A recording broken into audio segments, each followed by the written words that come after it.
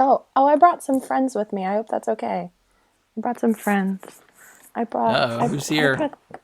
This is my friend Kylo. And this is my friend Ray. And they come together, and we call them Raylo. Wait, is that specifically packaged like that, or did you buy that? No, it's Forces of Destiny. So Okay. I have almost all of the Forces of Destiny. So here's the thing. Every one of the Forces of Destiny that comes out accompanies like a 5-minute short, except for these guys. And I can't figure it out. Is it coming? I hope so. But I thought you'd like to see that they actually did come together as a couple together. Well, does that say episode 9 on it? It doesn't. But look how close together they are. I mean, there's hardly any space. He might be reaching for her ass for all we know in there. I'm just saying. It's very important. Just digging for those signs anywhere you can find them. I've been really enjoying getting to know Mike over the face, and and having these GIF wars, GIFs. GIF is peanut butter, and yes, it's GIF. Yeah, I thought I would just bring these two with me. Okay. Just bringing moral support for the podcast. They'll be right next to me here, Ray Lowe. Do you know what else there's two of? 2 action figures in my Raylo box. It's right next to me. 2 together, packaged 2. We should start tallying how many times she brings up Raylo during this podcast. That has I nothing won't. to do with Star Wars. That was the last one, I promise. No, I really think it'd be funny. Raylo. You fit it in as much as you feel the need to. Thank you. You're welcome. I'm gonna have a headache. I have that effect on people. That's gonna be great.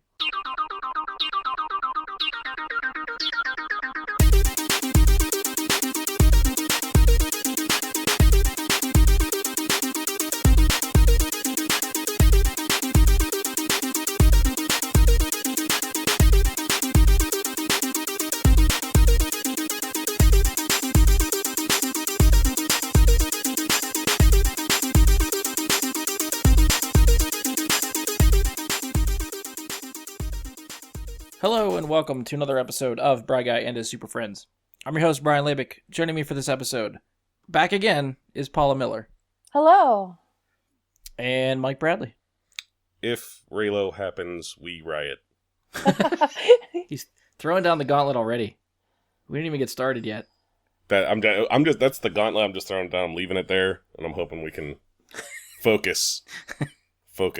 Okay. I'm sure it's going to come back up later on in this episode. I have no doubt of that. It hurts my feelings, but I'll get through it. Mike, if it doesn't come up in this episode, I'm sure you're going to get some Facebook shade from it. You will. Guaranteed. All right, so I got a little bit of housekeeping, I guess, to do up front. I did post about this on Facebook today, on the Facebook page, but I'll make the announcement here as well. After 129 episodes in the can, the podcast is finally available through Google Play. So all you Android users out there can now check us out through there.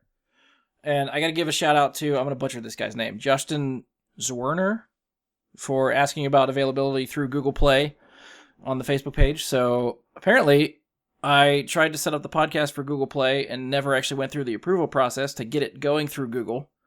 So that was the missing link. So that has been done. We are approved. You can now find us, search us on Google Play. You can subscribe to us there. And keep a lookout for other episodes, and hopefully that'll be easier to find us. I know, because I know there's a lot of people that I keep plugging iTunes all the time and like Apple Podcasts and stuff like that, but I know not everybody listens through there, so at least we'll give you another avenue to find us and check us out. So hopefully you enjoy. Hooray! Yeah. So yeah, I'll probably keep trying to plug that, at least on the Facebook page, and maybe the next couple times we record, just to hopefully get the message out there. So, for this episode, as promised, we'll be doing our Ready Player One review. And if you've listened to review episodes in the past, normally when we try to do this, we try to start out spoiler-free, give our thoughts, and just sort of overall impressions of the movie. So if you haven't seen it yet, or if you want to hear what people that have seen the movie think before making a decision to see the movie, hopefully we give you sort of a sense of what to expect. And then after we talk a bit about that stuff, we'll get into the spoilers. and there will be a specific warning whenever we get to that point. So kicking off our spoiler-free section, I actually want to start with Paula, because Mike and I have read the book, so we, I think, had an idea what to expect from this movie. But Paula, going in, how much did you know, or what did you expect going into this movie? So if anybody knows me, they know that I love spoilers. I love reading about spoilers. I love learning about backstories. Like, I don't need to be surprised. So going into this movie, I actually knew nothing. I walked into the bookstore and realized it was a book, didn't buy it, and I love to read. But I read nothing about it. I only knew that Steven Spielberg directed it, didn't know anybody that was in it, so everybody was a surprise that was in it. Okay. I went in with no expectations other than Steven Spielberg is amazing, and he's my brother from another mother. We share the same birthday, so we're technically cosmic twins. I accept that, yes. Yes. So I went in with absolutely no expectations. Now, my husband went in with, he was not going to like it. He went in with, yeah, why are you dragging me to this movie? And I'm like, it looks amazing. Just through maybe the one or two, I didn't even see a ton of previews for it, to be honest. So, yeah, going into it with no expectations and no, like, it was just, it really blew my mind. I enjoyed every minute of it. I don't think there was a lull in the movie that I was like, God, I got to get through this. But I enjoyed it from beginning to end. I really did. So this is maybe a little bit surprising to me, because you were just mentioning how you eat up spoilers and you like learning all that stuff. So why did you not look for spoilers for this movie before you saw it? I think this movie was under my radar because I remember listening to your podcast when you guys were getting ready to watch, getting your lists ready of what you wanted to watch this year. And this one didn't even make my list because I posted my list and I'm like, I don't even know what that is. I'm not even sure that I'm interested in that. I'm not a huge gamer, but I have had an Atari in my lifetime. So every good little sister did. So I didn't know if I was going to be really interested in the story. Okay. But it's a great story. And I really enjoyed the story too. It was great storytelling, and just the cinematography too blew my mind. The cinematography was beautiful. And like I was saying to you earlier, Brian, to catch everything in it, I think that was the frustrating part about it, was there were so many references I didn't get because I was so busy watching the interactions of the main character. And as I'm watching it, I'm seeing all these references. I'm like, there's so many I didn't get, and so many that when I went back and read some more articles on the movie, I was like, oh, I need to see this again because there's so much in there that I would enjoy that I've missed because I'm focused on the main characters in the story. And I think that's something that, people, if you want to complain about it, I think that's something that may be a valid complaint, is that the references are so in your face and so all over the place that it can be distracting and sort of pull you out of the movie or pull you away from what you should be focusing on. And I mean, the book's like that too, I guess, but maybe just being more of a visual medium with the movie, it's easier for your eyes to wander when you're watching the stuff on the screen.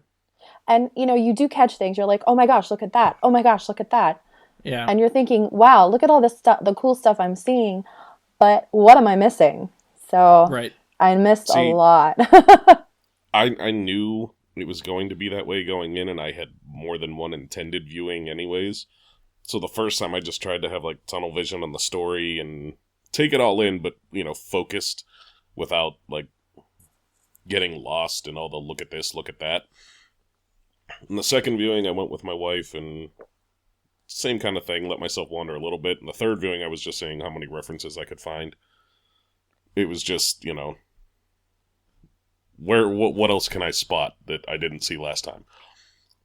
I think that's why I need it to come to video. Like, pause it in different places. Yeah. Oh yeah. That one of those last scenes where there's many characters on screen at once. That battle. Oh. Yeah.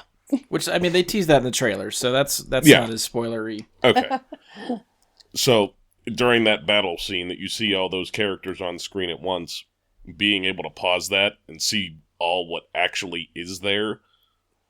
Because when it goes by so quickly, you're going to spot a couple things here, a couple things there, but you're not going to see it all. Right.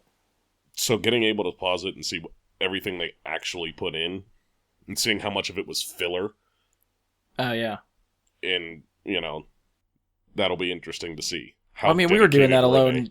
just on the trailers they put out. The one or two that we talked about on the podcast before when the trailers premiered. It was like, okay, what do you see in this frame and at this time code? What are you picking up here? Yep. It's just the nature of this type of movie that with all these references, it's a literal Easter egg hunt. Even just on home video, when you're looking around at everything that's in the frame, Yep. you'll be trying to find all those Easter eggs yourself, which I think is half the fun. I can see that being distracting for people, and if you're not as into this type of culture and these pop culture references and the things that are mentioned or shown in the movie, I could see you just sort of rolling your eyes and groaning about all the stuff that they're showing and talking about. But for people like us that are into geek culture and the stuff that's in here, this is nirvana for all of us. Right. It's a good way of putting it. And for someone who didn't read the book, and maybe you guys can explain it a little bit better, is what is amazing to me is how they fit everything in together. Like how it's a puzzle and all these references just like flow perfectly. And it was just like, this is amazing. Like every reference kind of ties into the story, and it's just so good. And Paul, you and I were sort of talking before we started recording, but I know Mike, you and I talked about this, I think, after seeing the movie, but the way the puzzles work in the book as opposed to the movie are different, but they're not different in a bad way, I don't think. Like Right. they're still progressing through the story in the way the book does, but the way the puzzles are framed, they had to do them differently for the movie. It makes complete sense for the movie. The ones in the book make complete sense for the book. Yep. And because they're different, it was still a surprising experience to, having read the book, see the movie, and still be surprised about what they're doing and how they're solving all these puzzles. Yeah, and I think what I had said to you at the time was, the references and the specific instances that they use in the movie for those puzzles. I think it's better that they have things that are completely different. Yeah. Because for the franchise as a whole, it creates more total immersion for them within that era of pop culture. As opposed to having that set, list from the book be the same set list from the movie. I'd be bored with that. Right. Knowing what was going to come next would be boring, seeing it the first time, and reading it and seeing it and watching it, it would get old. Having them be different means every time you read the book and watch the movie, you get a different experience. Right. Paula, we'll come back to you. Do you have any other spoiler-free impressions or general impressions you want to get out before we jump into spoilery stuff? No, I'm just embarrassed that I didn't think this was going to be a movie for me, and it was totally a movie for me. Well, that's the best kind, right? You go in with very low or non-expectations, and then you're completely surprised. That's the best way to see a movie. I'm still thinking The Meg is not going to be a movie for me. Mike has some thoughts about that one. Sorry, Mike. No, don't be sorry. I read that book 15 years ago for the first time, and I've been wanting to see a movie ever since, and I watched the fucking preview for it. I just wanted to shoot myself. Which I knew as soon as they cast Jason Statham in the lead role, I was like, this is over. This is supposed to be a movie about, like, claustrophobia and suspense at the bottom of the Mariana Trench in complete darkness with a glow-in-the-dark giant shark. That's what it's supposed to be, is like this ridiculous claustrophobia that you feel inside this little tin can that you're in down there. And this is going to be about, look at the shark. It looks okay for the money that we have for a budget. Like, Because they spent I it feel like all it'll on end up Jason like- Statham. I feel like it's gonna end up like Deep Blue Sea, yeah. and then by the end of it, Jason Statham's gonna jump kick that shark, and the movie's gonna end. Mike, let's come around to you. Do you have any other just overall impressions, general thoughts of the movie that you want to get out? general thoughts, I mean, we're going to delve into all of it, but I obviously really enjoyed the movie a lot. There are certain flaws in this movie that if you want to look at it as award-worthy cinema, you're going to feel really disappointed.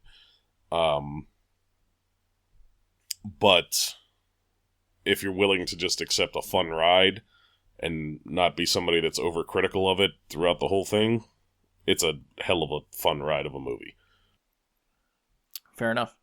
I'm trying to see what I can get out that's not spoilery. Like Paula was saying, I think it's visually stunning. I really like the way the Oasis looked, which is, kind of exaggerated video game style, which I liked. Again, the pop culture references might be distracting for some people. I ate that shit up. I loved all that stuff. I mentioned that it was, the book and the movie are different, but in a good way. I liked that part of it too.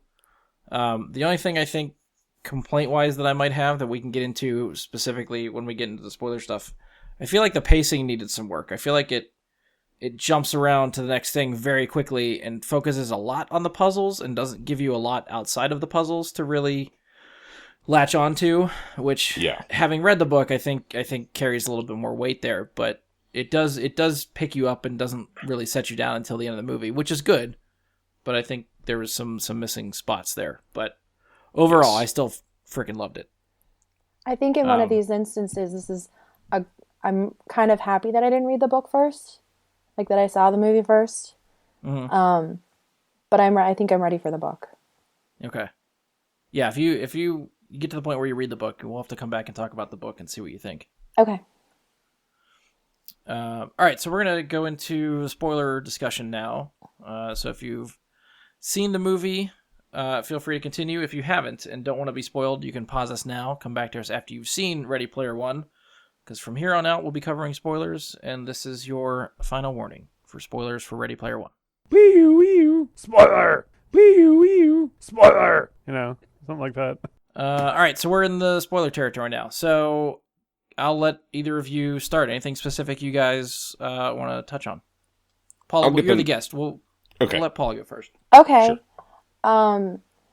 I think the race scene was my favorite part of the movie. Of the puzzles, or okay? Yes. The puzzles, the movie, or the puzzles, and my favorite part of the movie. Because after I went back and kind of reviewed, I saw some cars in there, but then after I went back, I was like, oh my gosh, there was so much more vehicles in that race than I realized, because I was so focused on the DeLorean because I'm a DeLorean freak. And I know I was saying to you the Batmobile was in there. Bigfoot was in there. And then the DeLorean actually had the Knight Rider front of it. Yes, the lights on the front like Kit had. The A-Team van. Which one did I miss? Mach 5, I think you said, was in there? The Mach 5 was in there. And then Christine. It was... Yes, Christine. And then it actually referenced one of the Formula racing games too, in its setup. So I think that was just... Things like that, seeing that in the movie was one of the parts that was frustrating. But then when I went back and did my research on the movie, I was like, oh yeah, there was so many more cars in there that I didn't get to see because they're all over the place. You can't possibly see them all. It's impossible. That race is very chaotic. It's hard to track. Like you can understand what's going on with Wade and like him through the race, but as far as like all the other racers, it's so jumbled up and fast and connected. It's hard to keep track of what cars are doing what. So I know you see a lot of them at the starting line, but I have no idea once that light turns green where everybody goes. Right. I mean, I think you see the Batmobile right at the end too. Yeah, I think H pushes him over. Yeah, that's where H ends the race. Like he pushes him off the edge when he tries to stop. Yeah. And the Batmobile just goes... Oh. So that one gets a little bit more screen time, but the other ones I don't remember seeing once the light turns green. Yeah, like it gets hectic.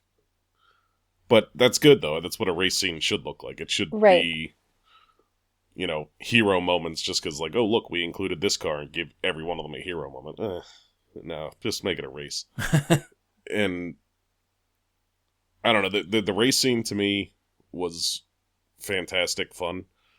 I wish they hadn't spoiled as much of that as they had in the trailers, because Okay, yeah. if you don't know that T-Rex is going to show up and eat a car during that race scene, then that's just like one of those awesome, like, holy shit, the Jurassic Park T-Rex is there eating cars, and you don't know it's going to happen in the race scene. Like, that would be awesome. It was still awesome, but I it would have didn't been know better that. if you didn't know that. See, so you got to experience it without knowing. I really Jealous. wasn't paying attention to the previews. There was just something about this movie that was just like flying under my radar, and I did not realize that. And then I'm like, that's the T-Rex from Jurassic Park. See, and this like illustrates my point as to why we should go into movies as clean as possible. Yeah. Because not seeing those trailers and the spoilers and because if you watch the trailers for the movie, I think most of that first race is spoiled in the compilation of trailers that have been put out in the marketing. I will say that was one of the only things they really spoiled, though. That's true. Yeah, you see it's the glimpses of the opening final of the battle, movie. but not a lot of it. Yeah, like, you don't get any context. The whole to the second final puzzle battle. was out of the marketing at all. Yeah, So that was a they didn't complete include that. surprise to me. So that was cool. Yeah, I mean, what I would say, I want to interject and say, let's get the negative out of the way first, and then we can focus on fun. Okay. Because for me, the negative is very much that you did not get enough of a relationship development between Parzival, Artemis, and H. Yes. Parzival and H is friends. Parzival and Artemis is a love story. I feel like we go from, oh, hey, we just met, to I'm in love with you in the blink of an eye. It feels way too soon. I mean, they try to sell it, and they make references to. Or I think Parzival even says like, "Well, I follow her on Twitch and all this other like." Almost seems like borderline stalking her. I don't. So he at least has something in his mind for her, but yeah, it seems a little rushed for her to be into him. Right. And I feel like, as someone who loves love, like, Hashtag Raylo trash. Exactly, Raylo trash. And who tries to force love on people, yes. I feel like she was right in that scene when, after they were dancing and do Saturday Night Fever, and he's like, I love you. And she's like, no, you don't. You don't even know me. And it's kind of like what happens when people are on the internet and, they're talking to someone they don't know, and they're like, oh my God, I love you. You're amazing. When she's like, no, you really don't. And it's not till after that they, form a bond as actual people, where he's like, yeah, you're still amazing. Yeah, but I mean, even that is like, what, 5 minutes later in the movie? Yeah. And that was my he leaves there, then it's like, we get the scene with him in Sorrento's office, the thing blows up, and then they take him back to her. And that's my issue with the pacing. I think if those scenes are drawn out, I think that works better, a little bit more build up. In the book, with this relationship they get built, they don't cover the passage of time that occurs between Parzival finding the copper key, going through the first gate, all this stuff that happens after he's met Artemis for the first time. And it's like a year before anybody locates the jade key. Yeah. But they've been knowing each other and talking this whole year. And then you get that nightclub scene. Oh, that's a big difference. Where after a year, she still says that to him. And it has just a whole different weight to it at that point. Like, no, I have to focus on this. You're just distracting me. And she's really just guarding herself because she's self-conscious about the birthmark. And she doesn't trust people to actually care about who she is because she's never really experienced that. She doesn't have a team of people around her. She's just as isolated as he is. It's a different story between the two of them in the book, for sure. Yeah, the passage of time helps because like the movie passage of time, we're looking at maybe like 4 days. Yeah, from start to finish. which that moves by in a clip in the movie. And like you said, the book definitely extends that out, that these puzzles are a lot harder to find. The clues are a lot harder to crack. And it takes that much more effort instead of just like, we're on to the next one. We're on to the next one. We're on to the next one. Right. And the zero explanation given as to how the Sixers find the final test to me was like, can't even, like, just explain it. Like, it takes, 30 seconds to give us an explanation as to why they found it first or how? You know, Yeah, because it was like, I forget where they came out of from this. It was they just had like the second key. And I think they were leaving that puzzle, and then it was like, okay, they found the third key, where it's at. It's like, what just happened? How did they get there? How did they figure out where it was? Like, because they weren't even like barely out of the Shining Hotel with the key, but then somehow the Sixers had went in, got the key themselves, come back out, and were already cracking and going for the third key before they even realized what the hell was going on.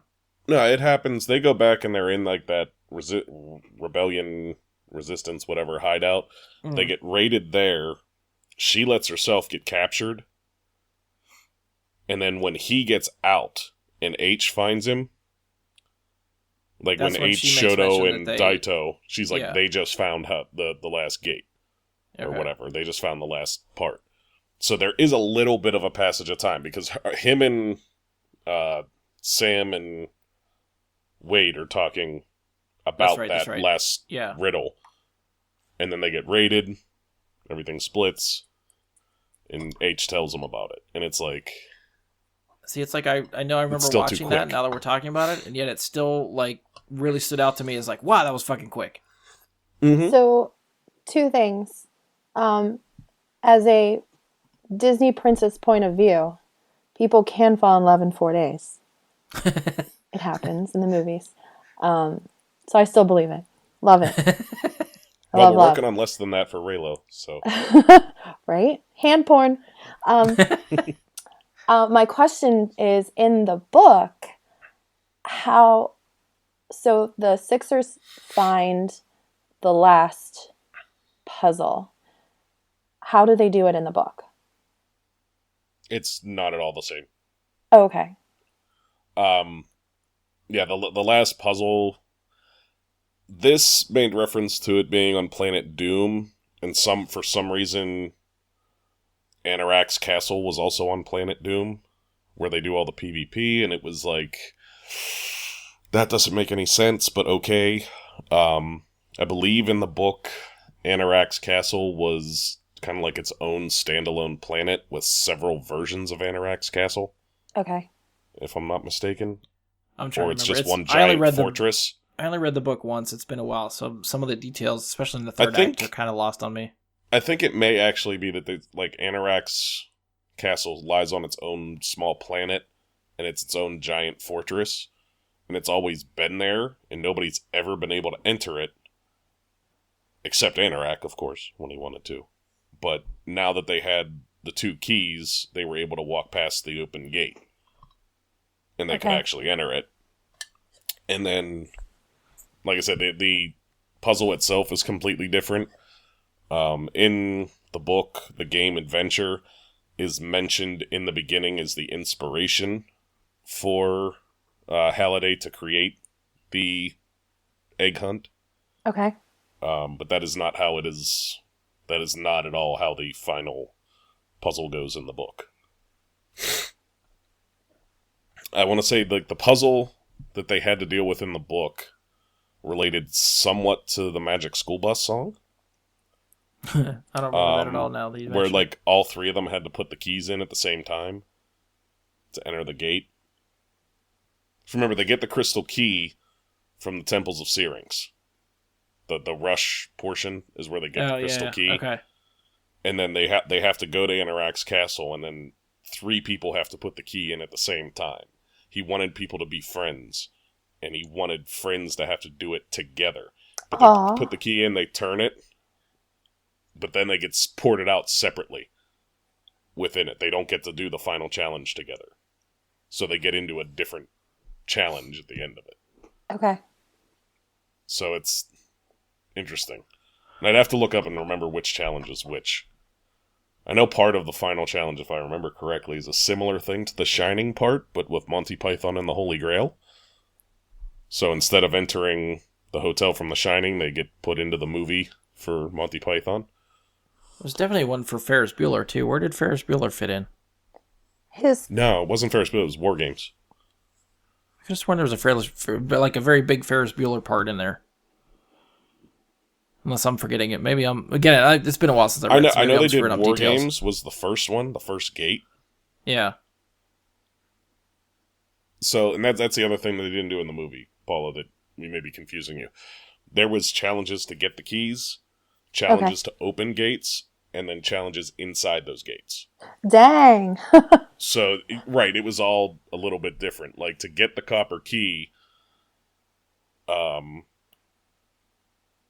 Parzival had to find his way to a hidden, dungeon where he had to find his way through the dungeon. It was like an old addition to Dungeons and Dragons that it was based on.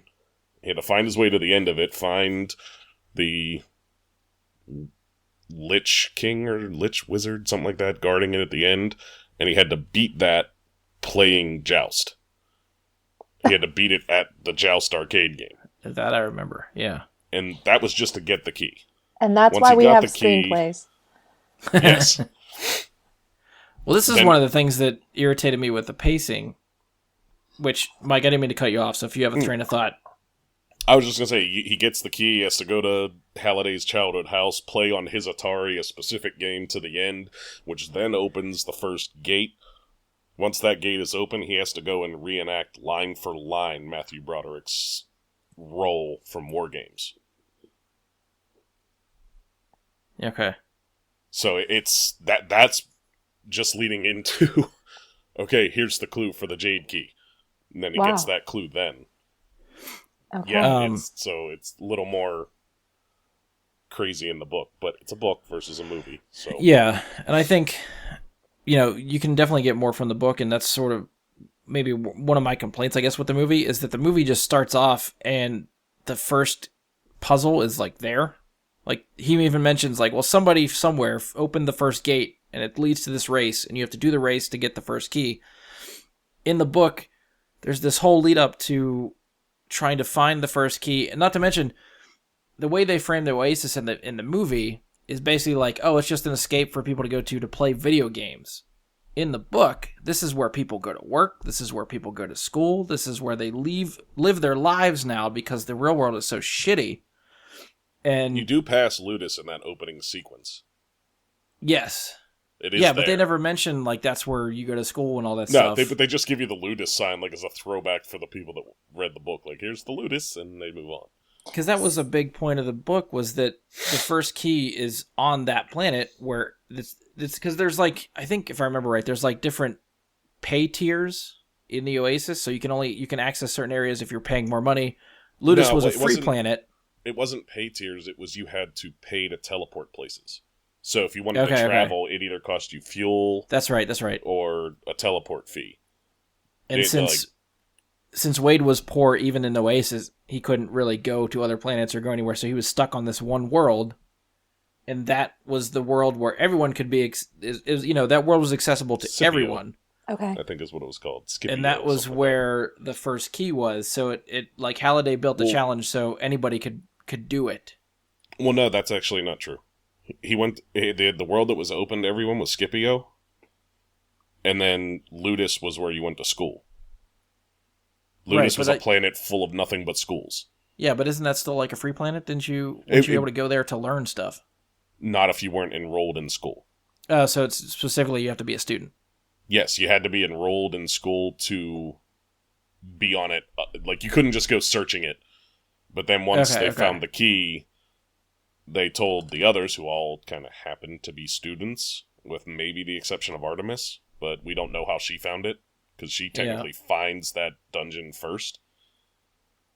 But then H gets it, and Daito and Sho are also students there. And, but then the Sixers do the same thing with every spot that they find, where Which, by the way, if you've watched the news, what I'm about to say is kind of funny because poor T.J. Miller evidently got drunk and made a bomb threat. And all I could think the whole time is, did they just misinterpret him saying it's the orb of Osavox? And I just occurred to me, like, they may have just misinterpreted what he meant. I'm not sure. But that orb of Osavox is something they made up for the movie. But there's a similar idea in the book where, with each individual step, the Sixers put up a barrier around it each time. Like, every time they go, they're putting barriers up over everything once they find out where it's at. Yeah. It's not just that final castle. It's every time they're like, okay, let's do it. See, I apparently forgot a lot of the book now that we're talking about it. I feel like my details are all skewed. I have to go back and read it again. Like, I'm actually rereading it currently, so... Okay. I'm fresh. But, yeah, like, and as much as I hate what T.J. Miller's become and how crazy he's become, IROC was still a fun character to have there. Like, yeah. I feel it, like, it's one of those things where I wish T.J. Miller wasn't a shithead. Because IROC was still a fun character, and when he dies and there's just these mounds of shit that he's accumulated and all this gold, it's just like, wow. That was kind of hilarious. When that pile of shit that falls out of him. Out of his arm. I was sitting there, and when not the voice that I expected, again, going in with no idea, and I'm hitting my husband going, that's the guy from Deadpool. Yeah. Yeah. Like, that's how I know him. So, it was hilarious. He was very funny. Well, let's spin off from there. What did you guys think of the characters and actors for everybody? Did they all work for you? Any standouts or anything for you? Ben Mendelsohn was perfect. Mm-hmm. Like, the only thing I feel like they got wrong about him was when he kind of smiles at Parzival getting the egg at the very end. When he's kind of like, you know what? Okay, kid. You got it. Yeah. That was out of Sorrento's character entirely. The rest of the movie, he stays on it. And it's Ben Mendelsohn. It's what you expect from this guy. Like, there's a reason they chose him. Yeah. Like, just the description at the beginning, the dickweed in a suit. Like, he played it well. To me, like, if there was a standout, for me, it was him. Okay. Paul, anybody for you? I had to go back, and there was a couple of people. The woman who played H, it took me a really long time to figure out who she was, but I remember her from the Netflix series with Aziz Ansari, Master of None.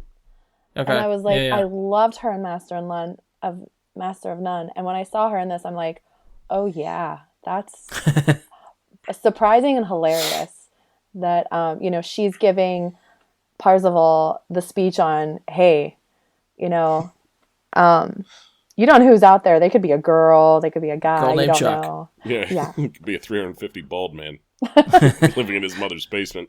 And it's really Chuck. Her, and I love that. That was that was a awesome reveal. I really like the guy who played Parzival.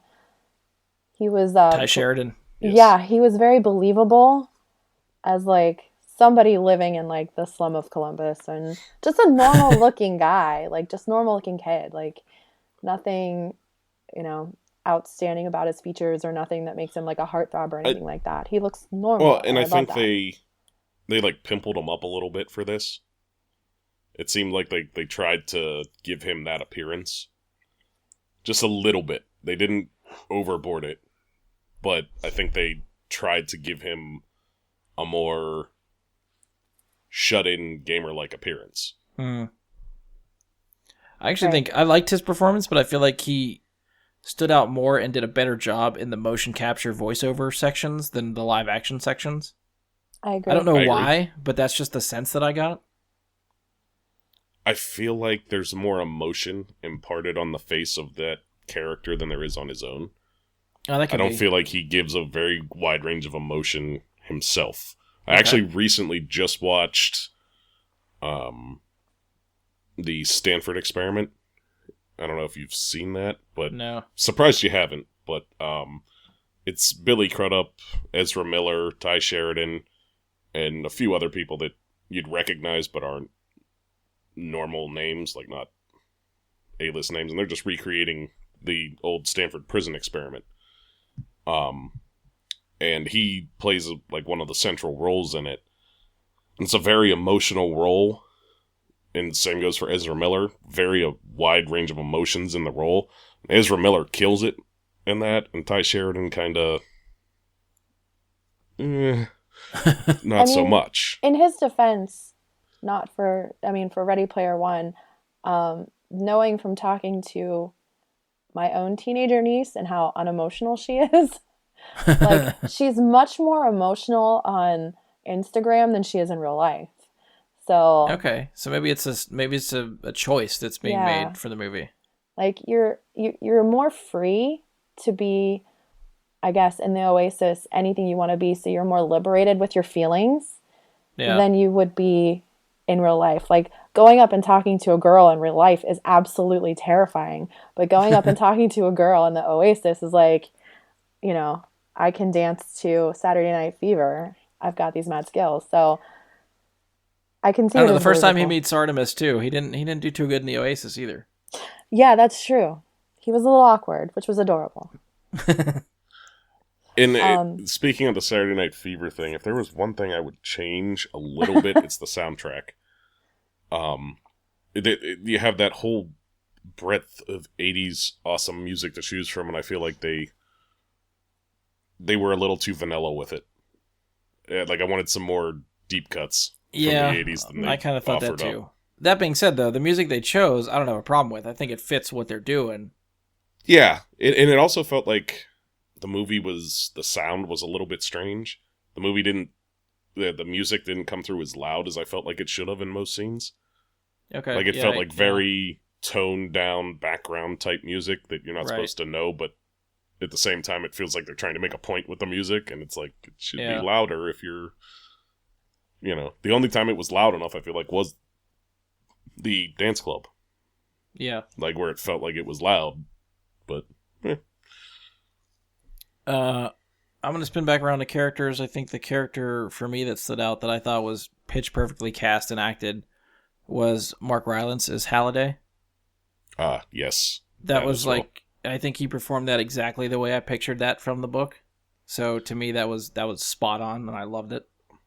I think I actually was talking to a friend of mine the other day about the fact that I think he might get a nomination at some point for that, because if they look into the fact that he's trying to play him as though he has Asperger's, I think that's fantastic. He did with the character in that sense. If they're just looking at him as, oh, he's playing a weirdo, whatever, they'll probably not look at it. But if you look at that as him playing that as somebody that has Asperger's, he's pretty amazing. Because that's like the one thing they reference in the book is like, he either was like high-functioning Down syndrome or had Asperger's. And they obviously went with the Asperger's, not high-functioning Down syndrome, but that's perfect. Yeah. So, I would definitely agree. What do you guys think of the directing? Do you think this is more, maybe a return to form, quote-unquote, for Spielberg? Since he hasn't really done like one of these adventure blockbusters for a while? Yeah. I think it feels more Spielberg traditionally than, say, the BFG or Lincoln, Yeah. So, it feels more traditional, but, yeah. Go ahead, sorry. I think it's like a comfortable kind of movie for him.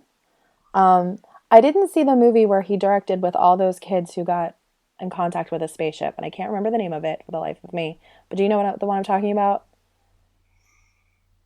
No, I'm trying to think.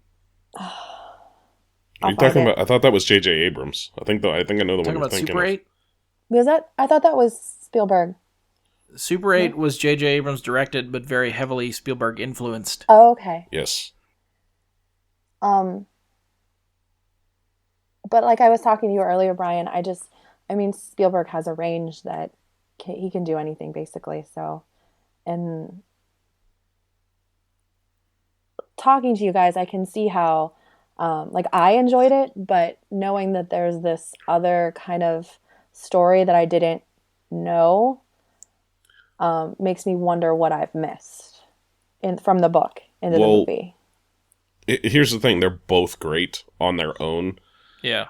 It's just, I think the book gives you more context into the relationships and gives them more weight than the movie does. And the book definitely, I think the one part that even for as much as I love references, the beginning part of that book when you start it, just starts name dropping a bunch of stuff just for the sake of name dropping. Yep. And it gets really ridiculous really quickly, but if you can get through that and sort of just roll with it after that, I think you're fine. I want to say the first sentence in the book, or at least the first paragraph, you get, dogs and cats living together, mass hysteria. And one of my right then, lines. I'm reading the first page of the book, and I get like this far in, and I'm like, I like this guy. I'm sold. I'm going to read the rest of this.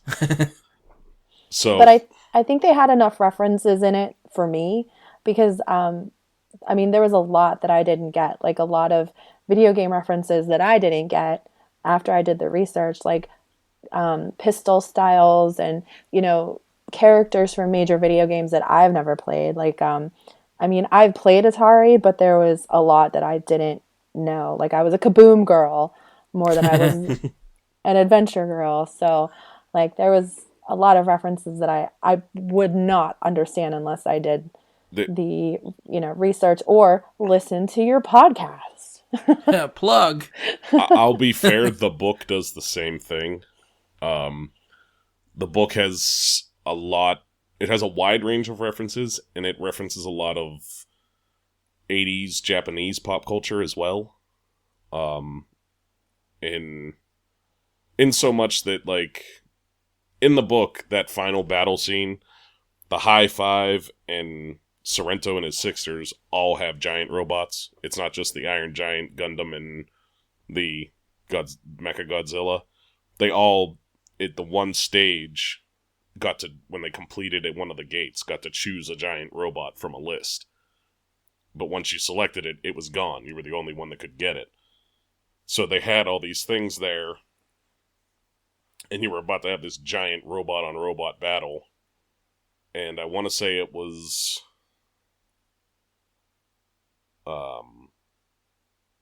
Artemis and the robot that she chose, which I can't remember what it was right now, but she takes out the 5 that were going to try and make Voltron and swings that battle in their favor.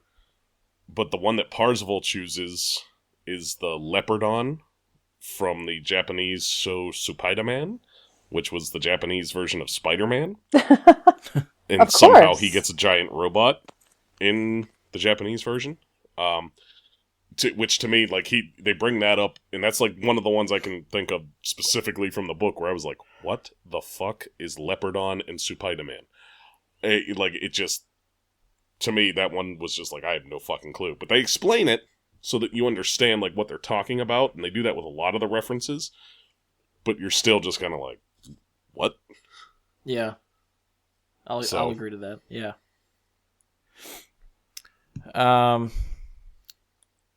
Let's just jump off with the references.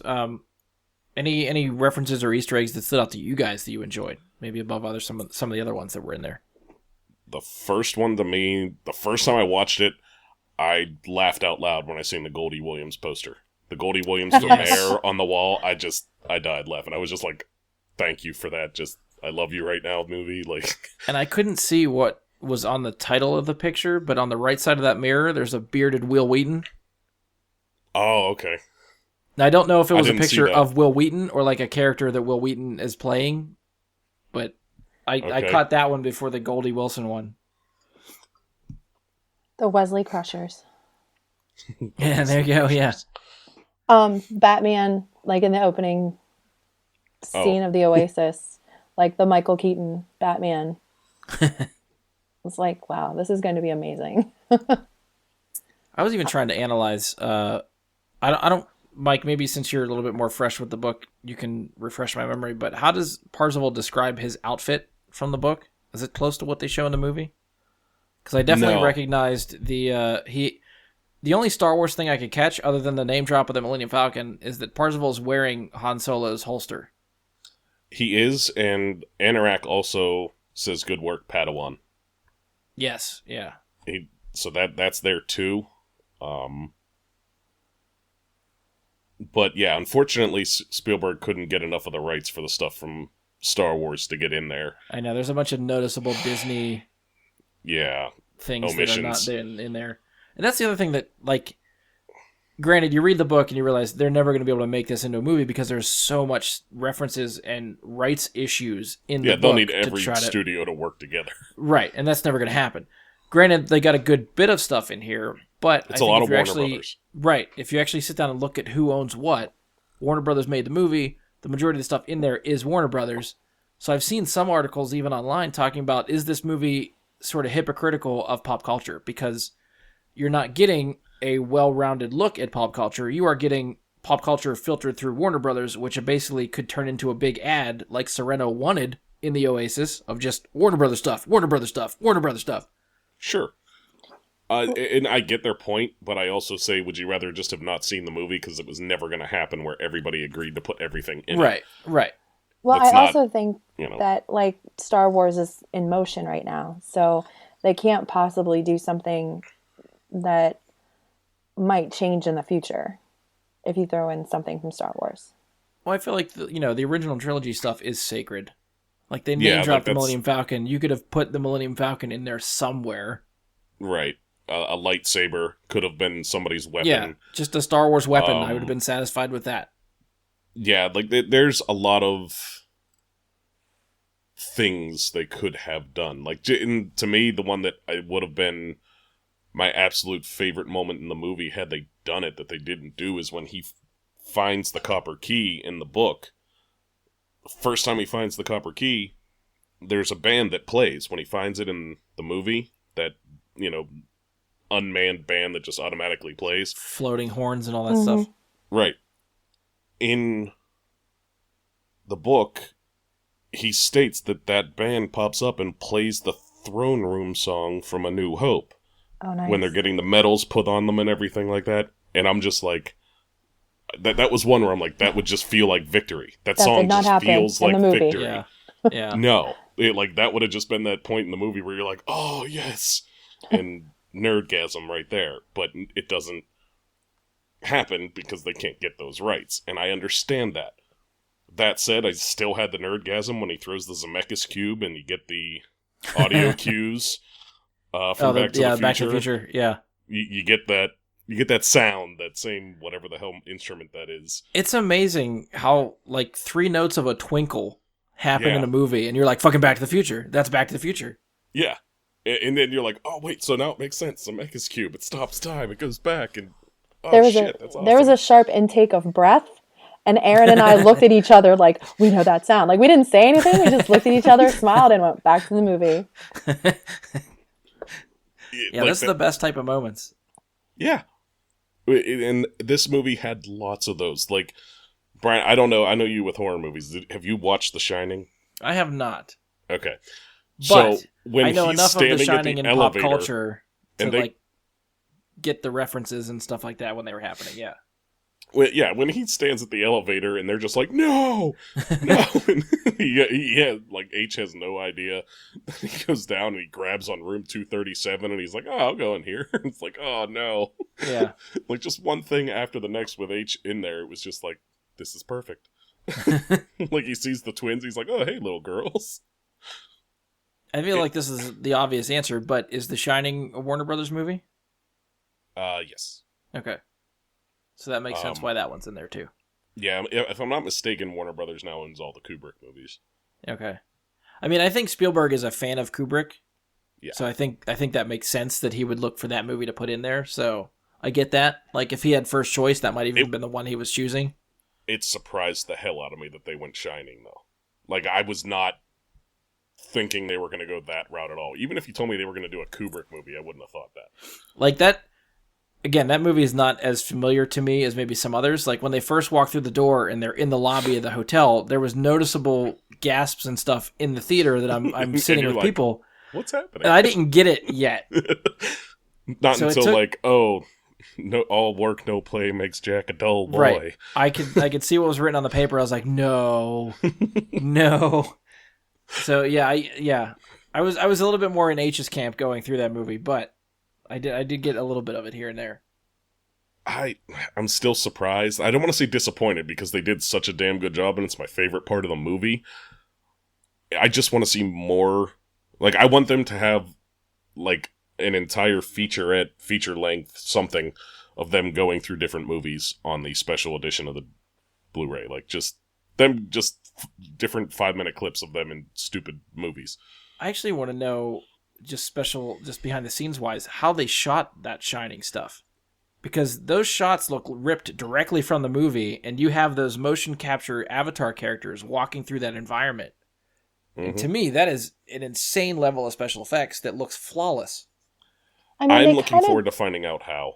They kind of did it whenever they recreated Blade Runner. I can't remember the actress's name, but they brought her back, like, CGI form. Oh, yeah, and the newest one. Yeah. Yeah, and it was just like, oh my gosh, they made her look exactly like how she was, 25 years ago. Mm-hmm. Yeah. Yeah, these special effects they're doing, especially the motion capture stuff, like this is getting to a level that I think is starting to get done really, really well. Yeah, when Ready Player 2 inevitably happens, I'm needing to see more of scenes like that with different movies. Like, I just think of all the possibilities, like, oh, wouldn't it be awesome if they did this one, or that one? And that's, I think, part of the fun is imagining that stuff, too. I think maybe we can theorize at the end of where we think this could go, but I think I read or heard somewhere that Ernest Cline is writing a sequel to Ready Player One, right? Yeah, I think he actually already said it's going to be called Ready Player 2. Which makes sense. Yeah. I mean, that's the logical step. Yeah. But yeah, he has been working on one. Okay. From what I understand. I'm not sure how they're going to play a sequel. Everything was wrapped up kind of nice and tidy in the book the first time. Yeah. But I guess we'll find out. Ready Player 2, The Search for Luigi. Here's the thing that would screw them up with book to movie is what doesn't wrap up in the book that they do wrap up in the movie is IROC. You get no ending because IROC sells them out and then just disappears in the book. And you get he doesn't show up again. Like, I read a couple people's, like, reviews and theories that, like, he redeems himself by fighting in that final battle with them.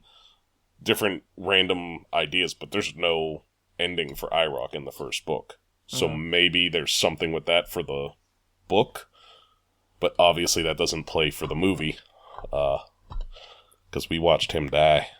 So, jumping off of Paula's idea of Search for Luigi, I really think Ready Player 2 should just reference all the sidekick characters from all these video games and stuff. Yeah. Like, have Luigi and Tails and I don't Billy. know who else. Like, yeah.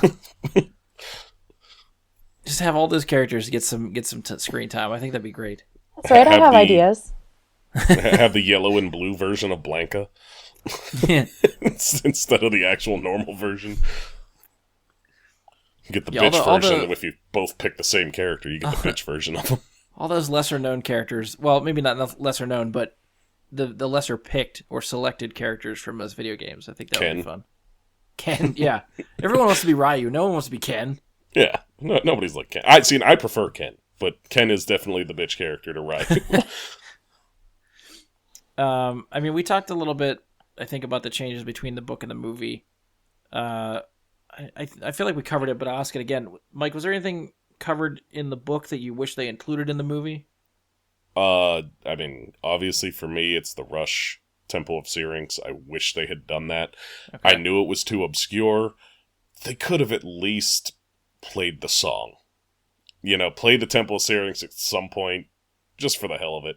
Yeah. But I'm a huge fan of Rush, so I'm kind of biased in that sense. I mean, don't get me wrong, seeing them go through Monty Python and the Holy Grail instead of The Shining, yeah, that'd have been pretty cool. But there's just so much. There's, like, it's really hard to say. Paula, hopefully we're not spoiling too much of the book for you, that you still No. actually want to dive into this. You know me, I'm pro spoiler. Okay. Yeah. Well, in that case, seeing a physical embodiment of Zork, that might have been really fucking cool too. Because, like, you know, I don't know if you've ever played Zork, but I've gone through that a few times just because it's such a different experience than what we even grew up with, that it's fun to do it. And actually getting to see all of that and realized as an actual vision, something we can see and touch. Refresh my memory. Is that like the text-only type of Yeah. adventure game? Okay. Yeah. The Zork was like the quintessential text video game. Okay. Yeah. And, you know, in the book, he has to go through it and complete it in order to do, I think it's something for the Jade Key. And I think that just would have been really fucking cool to see, just to get to see the world of Zork. Right. As opposed to seeing it in my own head, see what somebody else's imagination comes up with for it. I'm trying to think if there's anything for me. I mean, I talked about how I would have liked to have seen them flesh out a little bit more at the beginning and get a little bit more world building there. I think the Oasis was set up a little bit differently in the movie than it should have been from the book. I would have liked to have them explain that, you know, it's not just a place people go to play virtual reality video games. That's where everyone experiences their life now, is the Oasis. I don't know if they did a good enough job of showing that in the movie. At least following Parzival, he's just going from video game to video game to video game, and there's a lot less of just like hanging out and doing everyday things in the Oasis in the movie, which I would have liked to have seen expanded upon, but I guess that slows down the pacing of the movie, so they probably didn't want to dive that way. So I understand why it's not there. Mm-hmm. I just would have liked to seen stuff like that. And right before the third act of the movie and that last puzzle and battle sequence and all that stuff, I'm trying to remember where in the book it happens. I can't remember if it was right before or somewhere after, but the book leads them to Og, and Og shows up a little bit earlier in the book than the movie. And that whole little sequence I would have liked to have seen in the movie too, but we get him by the end, so I'm okay with it, but there was a little bit more in the book that I liked. Yeah, and speaking of that whole sequence, that to me was the part of the book that was the most touching. Yeah. Yeah. Because not only do you get Og coming back to help them fight what he knew his friend had built, because in the book, there is no... That's something we should mention for you, Paul. There is no library or whatever. There is no... what was he called in the movie? The curator? Curator. Yeah. There is no curator. There's not that. There's an almanac that they have that has all that information in it. They actually have to physically read it and all that in the Oasis. It's not some digital Library. workshop that they can go in and check everything out. And so in the real world, Og finds them all, pulls them all together. And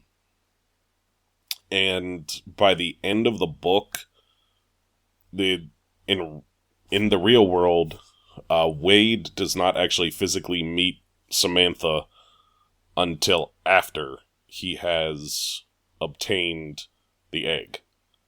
Until the whole thing's over. At the very end of the book, he actually meets her in person for the first time. And then they fall in love? And then they're in love? No, they're in love before that. Okay.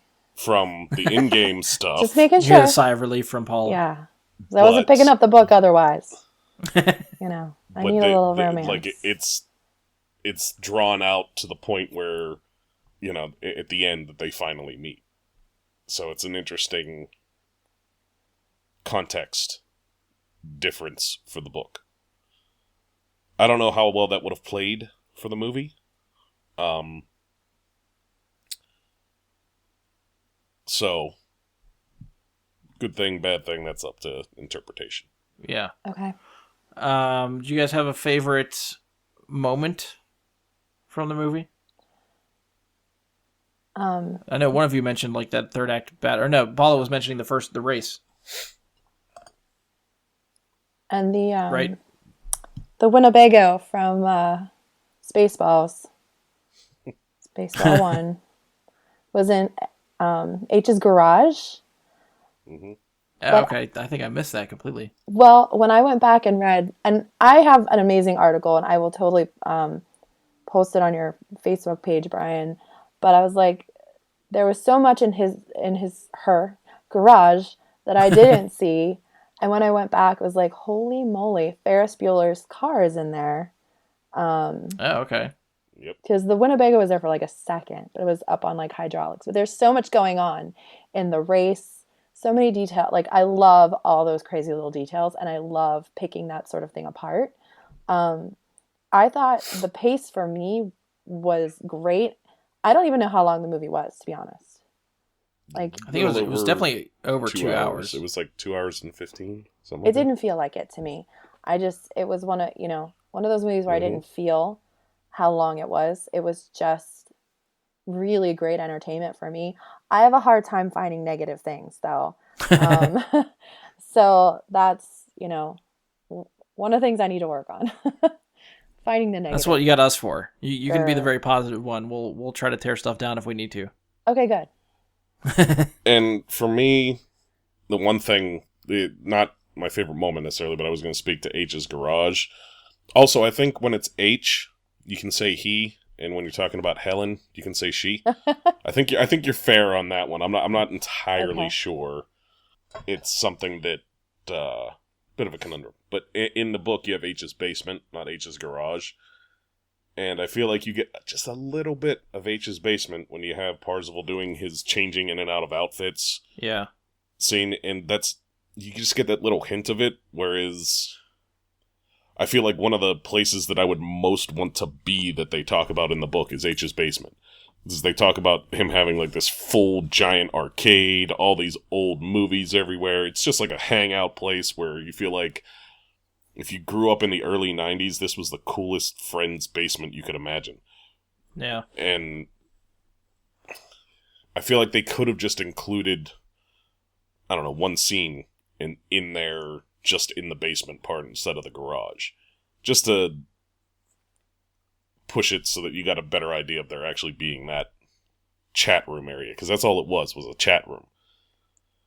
Got it. Which brings me to my I have to say two favorite moments. I'm not going to say scenes, I'll call them moments. When Artemis has the alien pop out of Goro's chest into his face. Just the way the friggin' Avatar looks, like chomping her teeth and chomping that thing at the same time, that cracked me up. That was amazing. And for me, the biggest nerdgasm moment in the movie is Daito hopping off of the Serenity, coming out in midair, transforming into Gundam, pulling out the energy sword and slashing into Mechagodzilla as he's coming to the ground. I don't think there's any way you could ever come up with that sentence except for Ready Player One. Yeah, I think that highlights my favorite moment and Easter egg all in the same thing, because the Easter egg for me was the Serenity ship showing up. I about lost my shit when that happened. Yeah. And you're right, when it leads into him bringing in Gundam to fight Mechagodzilla, you're just like, what the hell is happening? And I love every second of it. Yeah, it's just like, oh my god, oh my god. Just every moment there, and it all just flows into one amazing, just like, wow. Yeah, can't say enough about that. Joss Whedon will probably never write and direct, and Warner Brothers will probably never make Serenity 2, but this might be the only other time we get Serenity in another movie. It's a good point. It may come back. Ready Player 2, if we get a movie. Daito's he's not dead, he's coming back, Yeah, Parzival will dress up like Captain Mal. Oh, goodness. There's a lot of possibilities there. I'm down with it. And I'm sure Nathan Fillion would make more than a cameo if you asked him. If you were just like, hey, Nathan Fillion, do you want to... Yeah, I'm in. Let's go. He'd show up as Cade 6. Yeah. Oh, my God. That's... Oh, okay. Yeah, now we're talking. That would be just... Like, have him just... I can't even, but... Sorry, I blew Mike's mind. We gotta let him recuperate for That's okay. Yeah. Now you know how I feel when Kylo and Rey touch fingers. Just like that. Okay, so to get to my I had a other love gasm. one favorite moment. I'm just going to throw the 3 holy hand times. grenade at that one. Love Ye holy gasm. I hand like grenade. that too. The holy hand grenade. The holy hand grenade. That was the amazing. inclusion of the holy hand grenade was just, when he buys it, I'm just like, oh, that's awesome. And you think like, it's just like, okay, that's all we're going to see of that.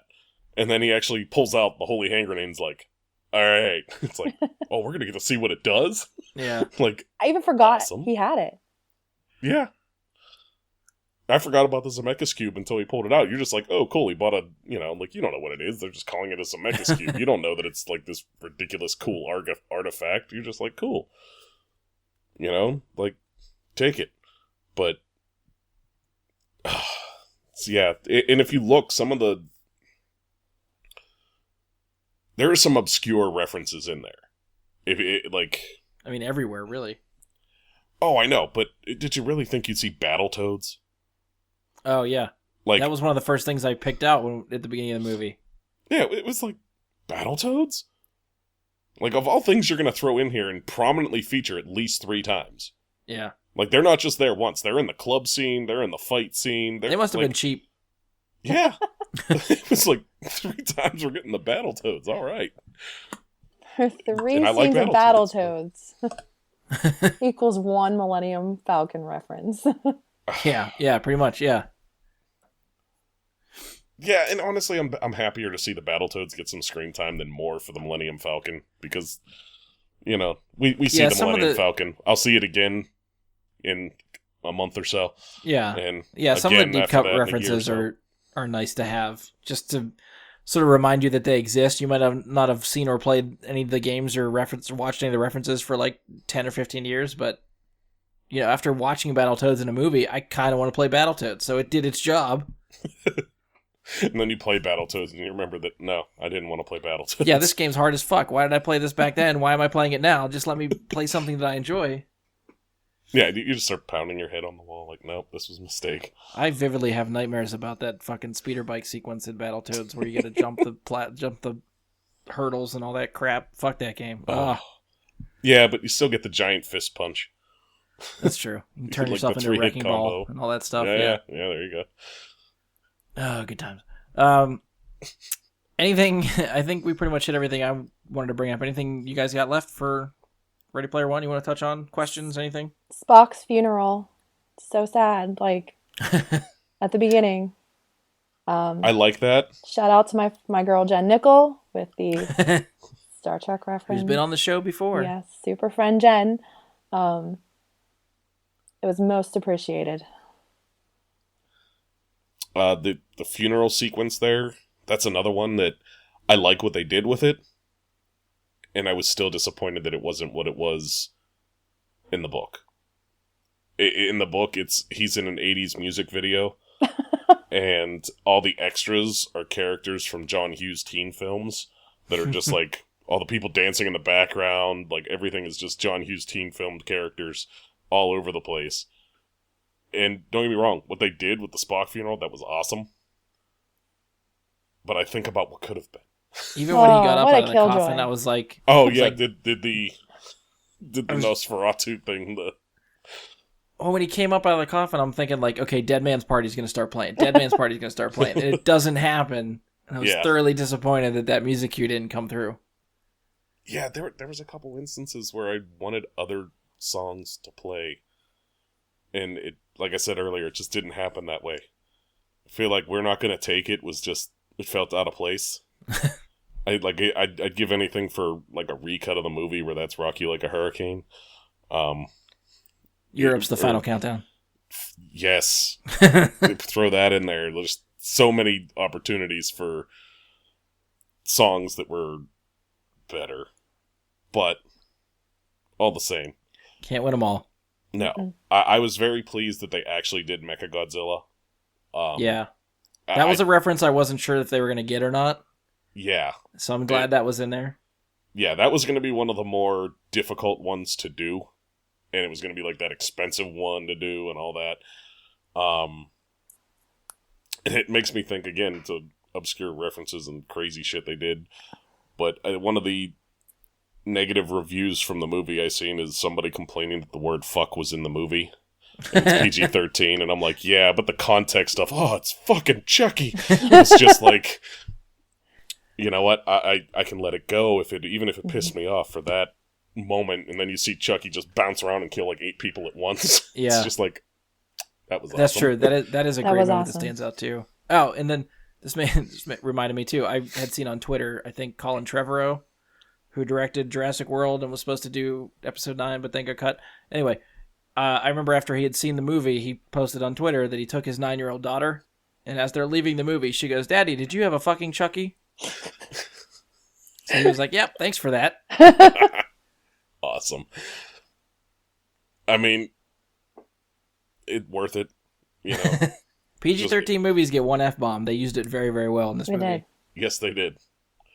And it speaks to another part of it that I want to mention just because it was cool. It was something that wasn't in the book that I love that they added to the movie, was the field of the Sixers that you see just get mowed down every time things happen, and then when the Mechagodzilla falls and the entire room dies underneath it. And that seems like a big set, like something that was physically there that they built that was lit like Tron. Like, I love that set. Yes. That was just awesome. And there's just so much there. Like, the whole damn movie was just so well done for what it was. It was unapologetic in what it was. It just... Like, I feel like if they were being apologetic about what they are, they would have gone with Optimus Prime and not Gundam. They would have... Yeah. You know, so many of the references would have been more mainstreamed to pop culture as opposed to some of the more obscure things. Like, even as popular as Monty Python is, I'm sure half the audience didn't know what the Holy Hand Grenade was. Oh, yeah. So, I'm sure they're getting a shit ton of revenue in Japan just from putting Gundam in the movie. Yes. So, like, you know, you gotta please that worldwide box office. Oh, yeah, like, if they hear, like, oh, Gundam is in this movie, yeah, alright, Japan's in. Yeah. And Yeah. Gundam and Mechagodzilla, Japan is all in. Just take their money now. Gundam fights Mechagodzilla. Like, let's not forget that part. Not that they're just both in the movie, they are fighting. Yeah. So would it be like a fair question to say, like, what did you enjoy more, the book or the movie? Ooh, that is a good question. That's right. I'll ask the questions now. Who's the captain now? Hey, I don't run the gambit on questions. We can field them from whoever. And this is maybe because it's just been a while since I read the book and the movie is more fresh in my mind. I'm going with movie right now. Now, that could change if I read the book within the next month or so and be like, nope, the book is awesome. I really want the book. I call it a draw, personally. I think the movie is more fun, but the book has more heart. The book will hit you in the feels a couple times. I feel like this movie never once hits you in the feels. It doesn't even... I don't That's think a fair point. It doesn't even try. Do you think Simon It's just- Pegg was cast correctly? Like, if that's the person who's supposed to give you the yes. feels? I think that moment with Simon Pegg is supposed to do it, and as good as he is, he comes close to getting you there. Yeah. But I don't think that was who I pictured for Og, but I'm not mad that it's Simon Pegg. I read the book after I knew he was Og, so I was picturing him as Og when I was reading the book, so Yeah. I don't have input on that. Because with the whole relationship, I think, between Halliday and Og sort of being that Steve Jobs Wozniak dynamic, I just pictured someone that looked like Wozniak. Well, they do describe Og a little differently in the book.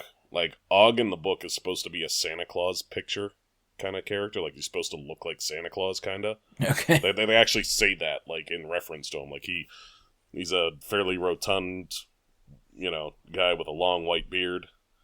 And then they say, like, oh, and he kind of looked like Santa Claus. And it's just like, they didn't do that. But I don't feel like that appearance was important to the character. Yeah.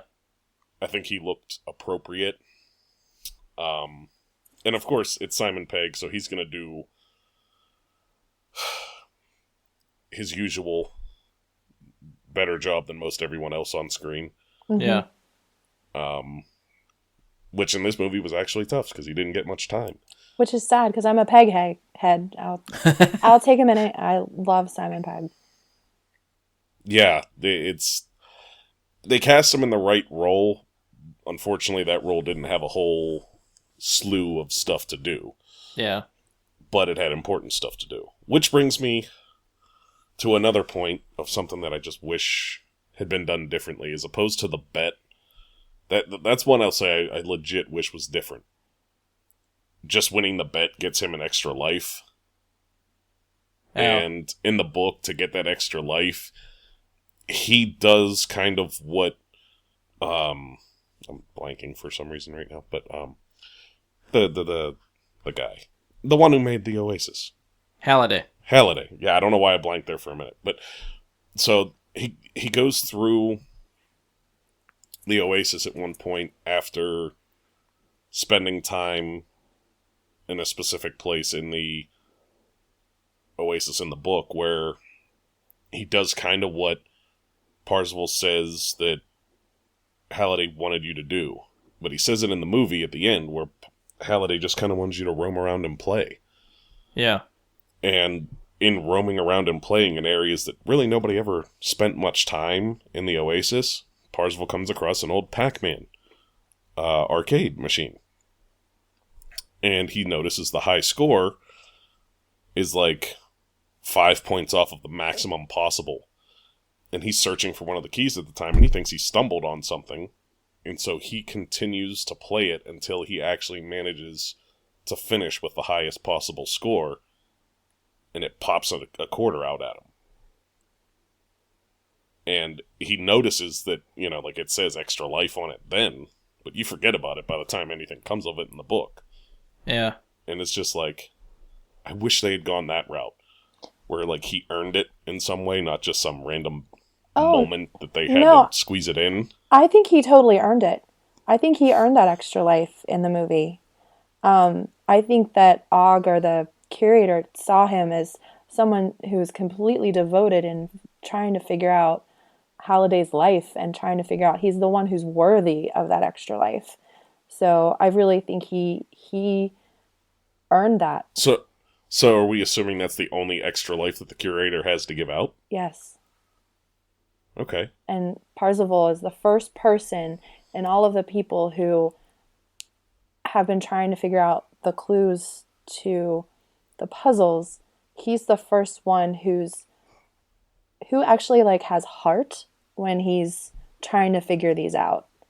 Not just... See, I feel like he got it because he was the first person that knew something about Halliday that Og didn't. I think Og sees more, or the curator saw more in him than just somebody who's trying to win the game. Someone who really cares about Halliday. Right.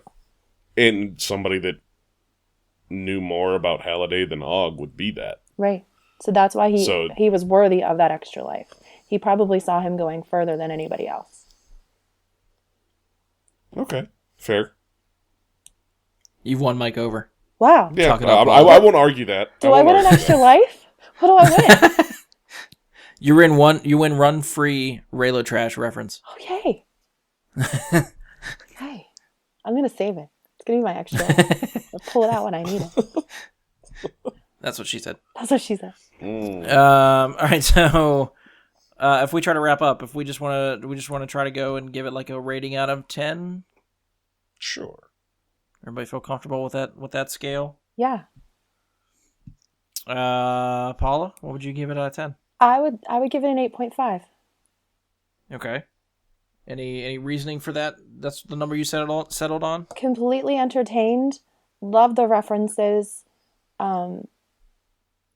Fantastic visually movie. There are some things that I didn't understand, so that's why it doesn't get a 9. But very close to a 9. 8.5. Okay. Highly recommend it to Mike. somebody even who has not read the book or has no idea what they're walking into. Yeah, I almost think it's better to go in like you did, just with not really any expectations whatsoever, and just let it sort of wash over you and see how you feel coming out the other side. Yeah. Mike, where you at out of 10? I'll give it a 9 out of 10 and a Rush song over the final credits away from a 10 out of 10. Yeah, I feel like 9 is a solid place for it. It's not perfect, but I will certainly be watching this many, many more times in my life. Yeah. Um, it got me to the theater 3 times, so I think that's saying enough about it. 10 out of 10 is a really tough score to achieve from me. And today I don't feel like doing half scores, so we're going 9, not 9.5. Solid. I think I'm falling somewhere in the 8.5 range. I did really, really enjoy it. I liked a lot of what they did. I think just the pacing still sticks with me, I think, more than it should, and that kind of bothers me. And I would have probably liked to have seen some more fleshing out of stuff from the book as far as world building and some setup there and stuff like that. But I did, just like you guys, I enjoyed the hell out of this one. I will definitely be watching it many, many times once it comes on home video, especially even just to freeze frame it on a lot of stuff. And I think this will be a really fun movie to watch with some sort of director commentary over top of it, explaining all the references that they put in and why they chose some of the things that they did. I think that'd be really awesome. You could have a drinking night for each day of the week on this movie.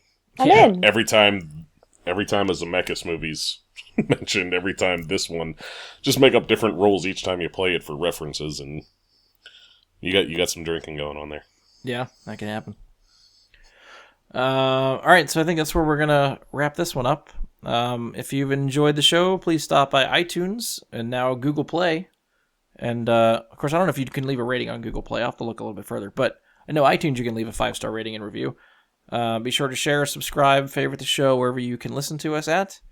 You can find us on Facebook, search Bry Guy and His Super Friends, or go to facebook.com/BryGuySuperFriends. And you can send us questions, comments, topic suggestions, any of that stuff there. Or you can email us, bryguysuperfriends@gmail.com, or tweet us at BGSuperFriends on Twitter. Neither of those I really check all that often. Paula knows because she's commented on the Twitter account, which I rarely get to in a timely fashion. Yeah, I haven't checked it in probably a couple weeks, so There's going to be some surprises. Surprises. Great. Yeah. As long as you don't need a timely reply, I'll get there eventually. She has filled your Twitter feed with Raylo shit. She does that with my regular Twitter feed, so that's fine too. Okay. All right, so on behalf of Paula, Mike, and myself, thank you for listening, and we'll talk to you guys next time.